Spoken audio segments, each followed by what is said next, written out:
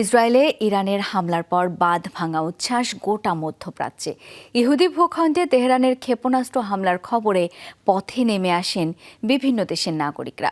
Tehran থেকে Baghdad, Gaza থেকে Beirut সর্বত্র ছড়িয়ে পড়ে জয়োল্লাস।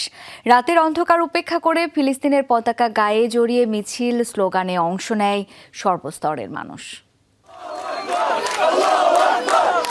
বহুদিন পর এমন বাঁধ ভাঙা উচ্ছ্বাস যুদ্ধবিধ্বস্ত গাজায়।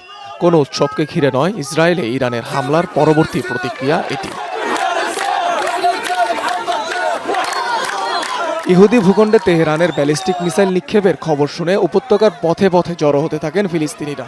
অনেকেই আনন্দময় সে দৃশ্য ধারণ করেন মোবাইলে। আল্লাহু আকবার ধ্বনিতে প্রকম্পিত হয় খান ইউনিস, দেইর আল বালা সহ অবরুদ্ধ উপত্যকার বিভিন্ন স্থান। যুদ্ধ আর প্রিয়জন হারানোর যে মাতমে এতদিন শোকার্ত ছিল গাজা, সেখানেই যেন বইছে আনন্দের ধারা। খোলা আকাশে বন্দুকের গুলি, আতশবাজি ছুড়ে উদযাপন করেছে লেবানিজরাও।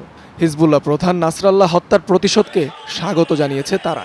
ইসরায়েলে হামলার পর আনন্দোল্লাসে মেতেছে তেহরানবাসীও। ফিলিস্তিনের পতাকা হাতে রাস্তায় নামেন হাজার হাজার মানুষ। আমি আনন্দিত, কারণ প্রতিশোধ নিতে পেরেছি। এখন মূল টার্গেট নেতানিয়াহু। এই উন্মত্ত কুকুরকে হত্যা করতে পারলে সত্যিই খুব খুশি হব। সত্যি খুব ভালো লাগছে। নিজেদের মধ্যে একটা শক্তি অনুভব করছি।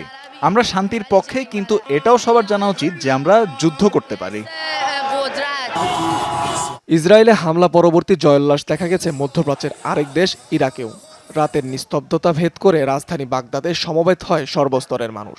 অস্ত্র নেড়ে ঐতিহ্যবাহী নৃত্য পরিবেশন করে উদযাপন করেন তারা। এই বিজয়ের জন্য তেহরানকে অভিনন্দন জানাতে চাই। তারা শহীদদের রক্তের প্রতিশোধ নিয়েছে। আল কুদসকে ইহুদিদের কবল থেকে মুক্ত না করা পর্যন্ত আমরা তাদের জন্য লড়ে যাব। ইসরায়েলে ইরানের হামলার জেরে উৎসব মুখর পরিবেশ তৈরি হয় মুসলিম সংখ্যাগরিষ্ঠ আরেক দেশ বসনিয়াতেও। অনিক রহমান, যমুনা নিউজ।